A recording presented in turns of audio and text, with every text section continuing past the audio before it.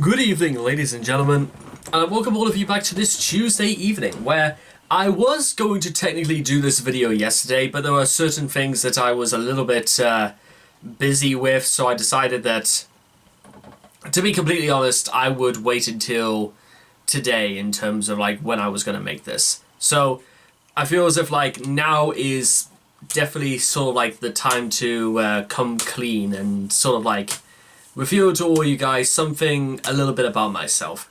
Now, to explain what I'm about to talk about, I'll talk about exactly how this idea came about in the first place.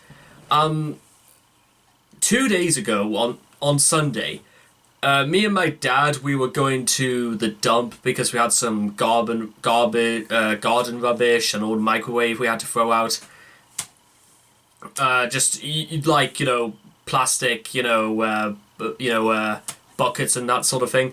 So we were taking those down to the dump and all that.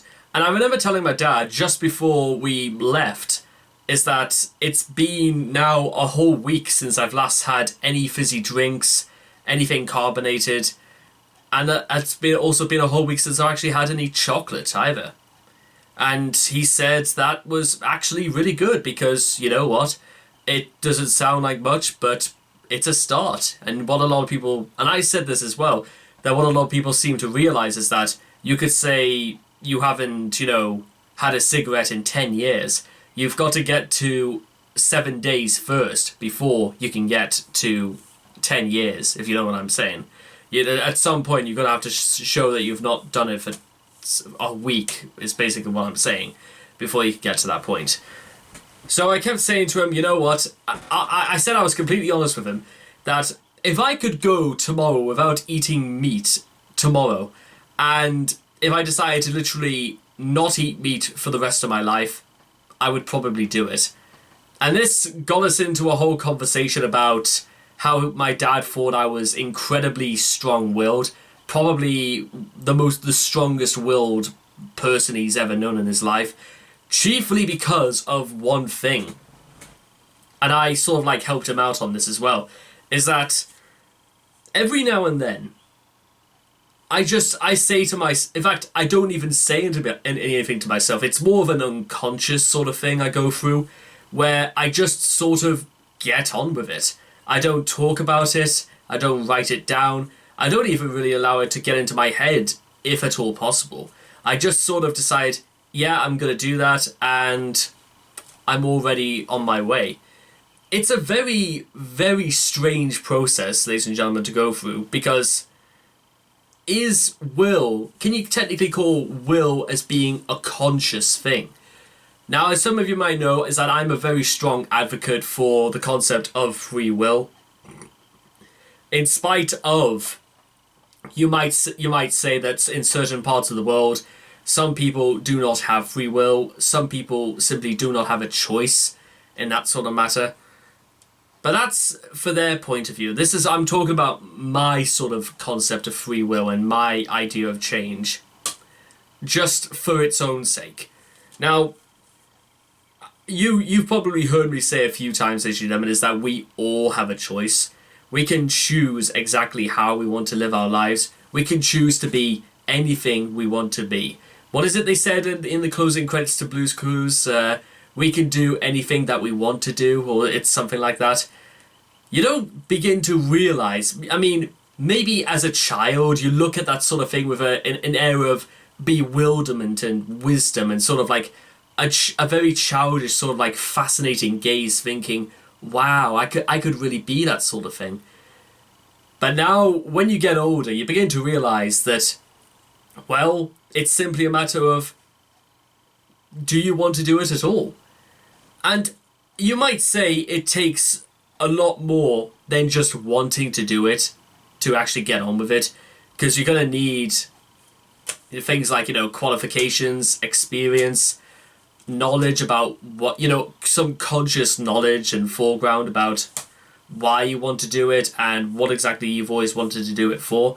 There are plenty of reasons why a lot of people would get themselves into professions like, cooking or becoming a teacher, becoming a meteorologist, working in hospitals. There are loads of reasons why people do stuff like that. Some people say it's because of the money. Some people say it's because it's the most rewarding and one of the most important jobs you could possibly ever have. People go into that stuff for a lot of reasons, ladies and gentlemen, and I wonder genuinely whether or not the idea of will ever comes into it. I mean, let's just okay, to sort of like discuss why. Let's first go back to what I described as being strong-willed myself. Let's talk about that for a second. Remember when I said sometimes I don't even need to think about it. I just sort of set my mind to it and just get on with it. Is that sort of thing even like possible for people who are about to make very, very important decisions in their lives? People don't just do stuff like that, on a whim. Some people do that and it could have consequences that could affect the rest of their lives. Like skateboarding without a helmet could result in concussions, it could result in fractured skulls, a broken neck, that sort of thing. Those are doing just stuff like that, or even just deciding to, down half a bottle of brandy before you go for a drive. The consequences of that, because of the choices you made. But is that a question of will, however? So, I guess you could say, well, maybe will is not even consciously decided. You're not even consciously deciding to do something like that because, well, why should you feel as if like you've got to contemplate about will? I'd imagine if you're about to, do drunk driving, I'd say that your mind is completely not in order and you're not even pretending to concentrate, and you ignore those senses, you ignore will, you ignore a lot of other things until your head is so completely full of moonshine that all of the blood seems to synth and every organ in your body is forcing itself to concentrate, to fight against the fatiguing effects of alcohol. Maybe that's just one decision, but that's just one insight, perhaps. Now, getting back to what I was trying to say about the idea of like willpower in terms of, you're about to make a really important decision about what you want to do with the rest of your life, whether it's being a doctor, a teacher, a meteorologist, that sort of thing. How many times do you reckon, ladies and gentlemen, that if you've already set your mind to doing something like that, then why should you even think twice? You should just sort of like, you know that's what you want to do, so you just kind of like want to get on with it. I feel as if like, if I thought about stuff like that a little bit, maybe about 6 or so years ago, I reckon I probably would have been in a different place right now than the place I'm still in right now. I don't regret that, ladies and gentlemen, because I think that's just kind of like life. Life has moments that you're not quite prepared for. You're not quite ready to perhaps understand, certainly as you grow older, that, you know what, if this is the life you live because this is what you chose unconsciously. Whether you wanted this or not is almost out of the question now. These are the results of the choices you made. The fact that I'm in work right now and the fact that I'm in this process of making videos are because of the things that I decided. Because of, certain situations. I mean, I could have done better at university, but I did the best I could, and the consequences of that is why I'm in the position in right now. I'm sitting here making videos like this because I feel as if like somehow, while I've still got time on this earth, to say something profound or even do something quite extraordinary. There's plenty of things I've still got to do, ladies and gentlemen. And if it's a question of willpower, I suppose the big question right now is, will I ever get the chance to do something like this again? Like, maybe in 6 or so years down the road when all of my videos are sort of like popping off. Very unlikely, but a guy can dream, I suppose. Do you suppose there will ever come a day where if my videos pop off and I decide to take another year out of my life to, I don't know, venture out on my adventures, my quests, to explore the world, to be an adventurer, to write stories?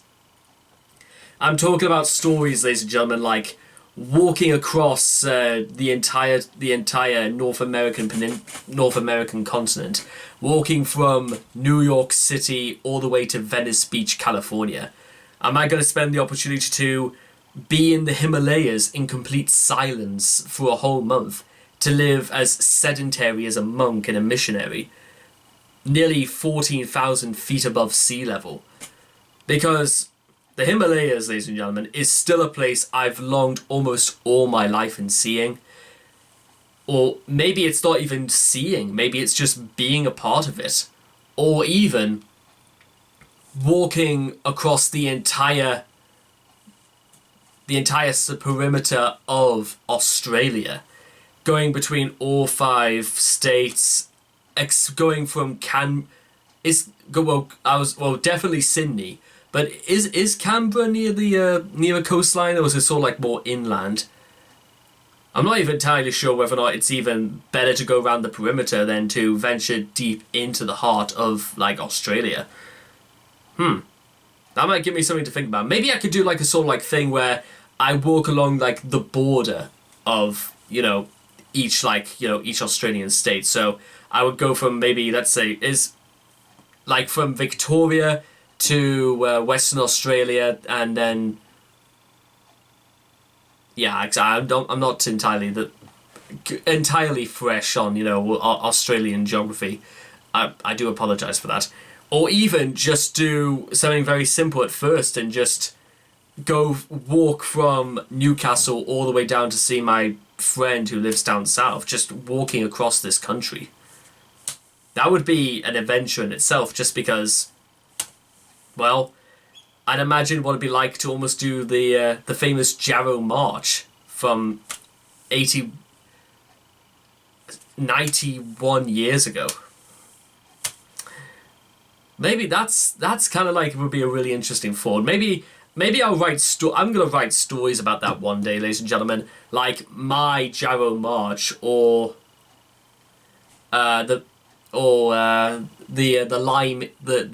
Down Under Limey, or goodness knows what else, like American Nomad, that sort of thing, or even Silence Is All Around Us, or even something like, I don't know, spending an entire year out to actually complete my novels about, certain other things I read about, like fantasy and just things I look.